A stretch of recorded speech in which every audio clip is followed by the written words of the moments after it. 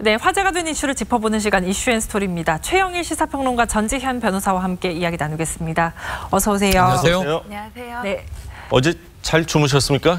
네, 잘 잤습니다. 축구 보셨습니까? 예, 축구 보면서 좀 사실 우리 월드컵 대표팀 열심히 뛴다고는 뛰었지만 보는 사람 입장에서는 정말 답답한 1점 차 패배지만 정말 좀 솔직하게 말씀하시네요. 예, 아니 너무 답답해서 유효 슈팅이 하나도 없었다 뭐 그러면 사실 굉장히 답답한데 응원을 한 국민들은 또 뭐 세계 최고의 응원전을 펼치지 않았나 이런 생각입니다. 월드컵 응원에 관한 한 전 우리나라는 영원한 우승 후보죠. 그렇죠. 독일, 브라질에 못지않습니다. 응원전도 아마 트로피를 준다면요.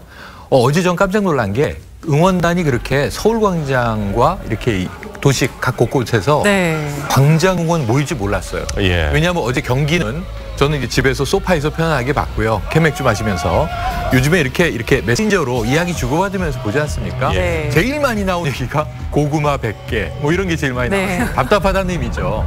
그런데 응원전은 정말 최고. 우승 후보급 23,000명이 모였더군요. 저는 수천 명쯤 뭐 이러나 그랬는데 2만 명 넘게 모여서 지금 보시다시피 2002년을 방불케 하는 머리에 빨간 악마의 뿔, 다양한 이제 빨간색 코스프레들을 하고 모여서 정말 신나게 응원을 했는데 정말 아쉬움이 있다면 질 수 있어요. 축구는 늘 질 수 있는데 한 골, 소나기 같은 한 골을 기다리는 거 아니겠습니까? 그럼요. 유효 슈팅이 제로였다는 건 많이 아쉬움이 남습니다. 23일 밤 경기가 또 있으니까 기대를 해보겠습니다. 그런데 스웨덴 선수들이요. 한 골을 넣은 다음에 좀 너무 고의적으로 시간 끄는 모습이 보여서 좀 마음이 그랬습니다. 어떻게 보셨어요? 그 후반 20분에 왜 스웨덴에서 페널티킥을 성공을 했잖아요. 근데 그 다음부터 이제 스웨덴 선수들이 졸려왔던 것 같아요. 자기 누워 계시더라고요. 키도 큰 사람들이. 저기는 밤이 아닐 텐데 왜 저러나 했는데 이게 침대 축구라 그래서 중동 선수들이 왜 시간 끌기 전략으로 쓰는 그런 거잖아요. 근데 이게 좀 노골적이었어요. 그러다 보니까는 이게 그냥 뭐 가벼운 뭐 부딪힘에도 그냥 누워있고 이렇게 계셨는데 오죽하면은 안정환 선수가 답답해가지고 북유럽에도 침대가 있었네요. 이 말씀을 한번 하시더라고요. 답답했습니다. 근데 사실 저거 역시 축구의 일종인 것 같아요. 우리가 만약 이겼을 때는 어떻게 했을까를 생각해 보면은 그렇게 뭐 전략을 펼쳐야 될 것 같은데 자 다음 경기 일요일 밤 12시죠. 그러니까 토요일 밤 12시고 일요일 새벽 0시. 자 멕시코가 근데 또 독일을 최강자 독일을 이겼어요. 1대 0으로 독일을 잡았어요. 이날 멕시코 시티에서 지진이 감지가 됐습니다. 그런데 알고 보니까 인공 지진이었는데 7만 5천 명이 모였대요.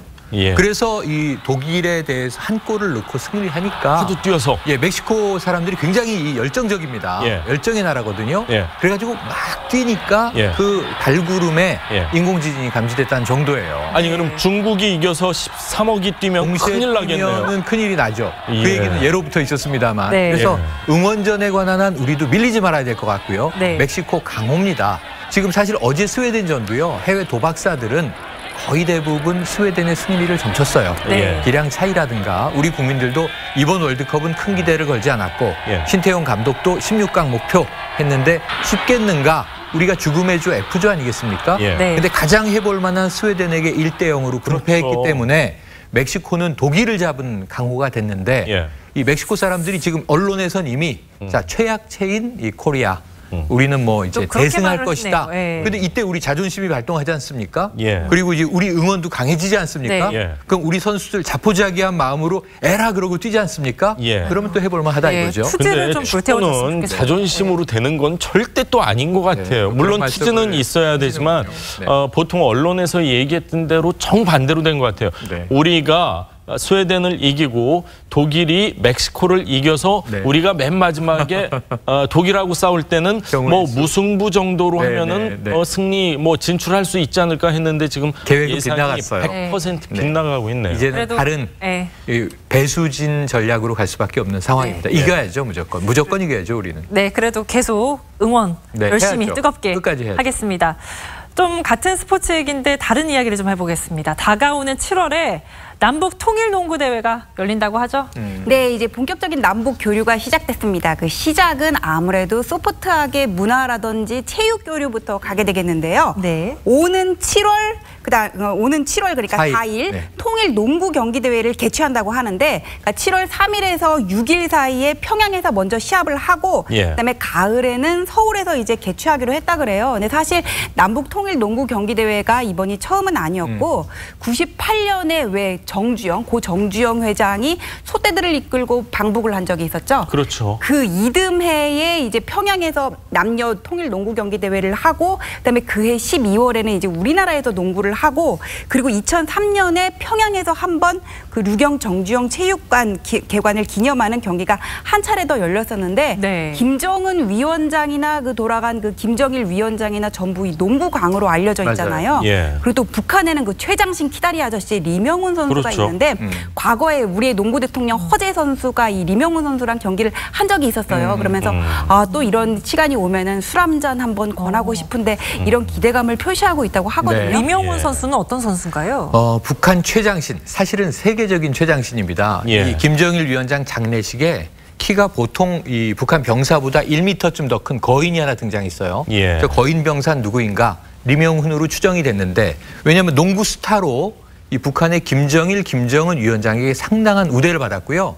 김정은 위원장이 어렸을 때 저기 나가네요.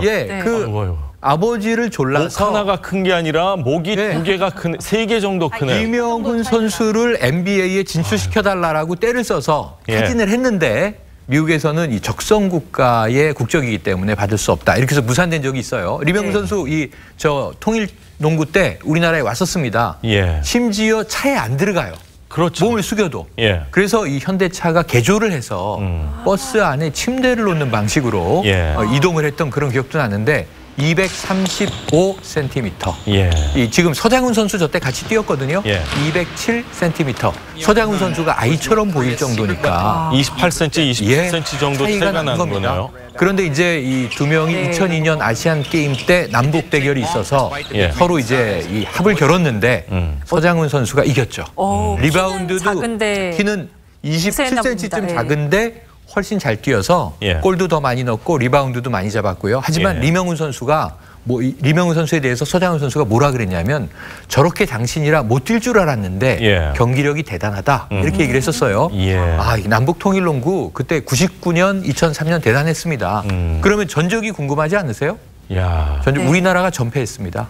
그랬어요. 남자 팀은 전패했고요. 여성 팀은 2승 1패 했습니다. 그런데 이제 이게 큰 의미가 없는 것이 친선 경기였기 때문에 처음에는 혼합으로 겨뤘거든요. 우리나라 현대가 그때 이름이 현대 걸리버스였어요. 기아 엔터프라이즈. 여자 팀은 현대산업개발의 레드폭스. 북한 팀 여자 팀은 회오리 팀.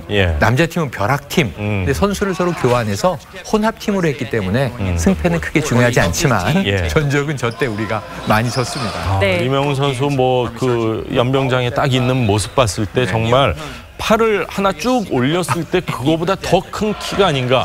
저희가 아주 어렵게 리명훈 씨의 육성 인터뷰를 찾아봤습니다. 키가 정말 큰데요. 화면 함께 보시죠. 키가 얼마입니까? 2m 35cm입니다. 저는 이제 농구 감독을 하고 있지만 선수 생활할 때 그 열정과 기력으로 우리 선수들에 대한 훈련을 하고 있습니다. 정말 키도 엄청 크고 목소리도 생각보다 쩌렁쩌렁하네요. 키가 크면은 사실 목소리가 왠지 좀 빈약하지 않을까 하는 생각도 했었는데 목소리도 아주 쩌렁쩌렁합니다. 김정은 또 모자가 되게 아꼈다면서요. 부자가. 그리고 김정은 위원장 같은 경우에는 농구 또 광이라고 알려져 있어가지고 평소에도 그 NBA 농구를 애청을 하고 농구 경기를 하면 뭐 머리가 좋아진다 이런 말을 했다는데 뭐 모든 운동이 머리를 써야 되니까 농구뿐만 아니라 축구라든지 뭐 골프 뭐 이런 뭐 배구 이런 것들도 다 머리가 좋아지지 않을까 싶은데 김정은 위원장도 또 데니스 로드먼을 평양으로 초청할 정도로 농구를 좋아했다 그러잖아요. 이런 것들은 또 이게 부전자전인 것 같은데요. 뭐 이렇게 좋아하는 것부터 시작해가지고는 차츰차츰 남북 교류를 넓혀가면 되지 않을까 싶어요. 근데 북한에도 우리가 하는 그런 농구 스포츠라든지 이런 것들을 다 하는 것 같은데 근데 북한은 또 야구는 제가 못 들어봤어요. 그렇죠. 야구는 돈이 많이 들고 일단 경기장도 넓어야 되고 그러니까 좀 그런데 자, 농구 광으로 알려진 김정은 위원장이 뭐 4.27 그 정상회담 때 문 대통령에게 농구 대회 하자 해서 네. 김정은 위원장이 얘기한 거는 어떻게 보면 좀 급속도로 빨리 진행이 되는 것 같은데 우리 정부에서는 뭐 특별히 주문한 게 없나요? 별로 진행되는 게 없는 듯한 아쉬움도 좀 있어요. 아니 우리 정부에서는 이제 남북 교류이 지금 첫 단계잖아요. 그러니까 예. 처음 단추를 끼는 단계니까는 뭐 문화 체육부터 해가지고 조금씩 이렇게 넓혀 갈 텐데 우리 문재인 대통령은 처음에는 이제 경평 축구대회를 제안을 하셨다 그래요. 근데 그쪽에서 농구 하자고 하니까 뭐 우리로 볼 때는 그 입장에서는 뭐 농구부터 하고 축구부터 하고 뭐 큰 차이는 없으니까는 이번에 농구하고 또 다음에 축구하고 예술교류 그다음에 진행되고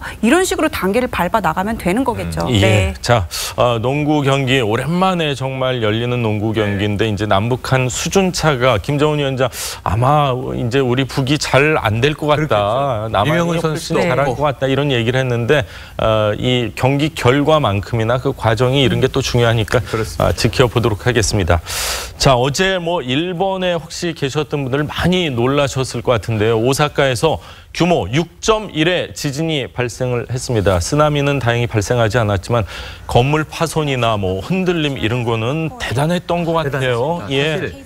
이 95년에 고베 대지진이 있었죠. 그렇죠. 이때 수천 명이 희생을 당했습니다. 같은 날. 예, 그런데 이 흔들림에 있어서는 지금 어제 오사카 지진이 고베 지진보다 더 심했다라는 이야기가 일본에서 흘러나오고 있어요. 예. 그럼 상당히 큰 강진인데 이제 그럼에도 불구하고 이제 4명의 사망자가 현재 확인돼 있습니다. 부상자는 이제 수백 명에 달하지만 최종 집계는 나와봐야 할 수 있는데요. 네. 그럼에도 불구하고 피해는 상당히 적었다. 예. 그러면 이제 일본의 지진에 대한 대처는 정말 대단하다. 네. 이걸 확인할 수 있는 이제 상황이었고요. 네. 하지만 6.1 강진, 이건 정말 무서운 강도인데 오사카 지역이 문제가 된 게 어제 실시간 검색어를 다 오사카 지진 이렇게 이제 뭐 강도에 점했었는데 그 이유가 우리 교포들이 많이 사는 지역이기도 하거니와 또 여행도 여행을 많이 가서 네. 어제 아마 오사카 현지에 네. 우리나라 여행객들도 많이 있었을 텐데요.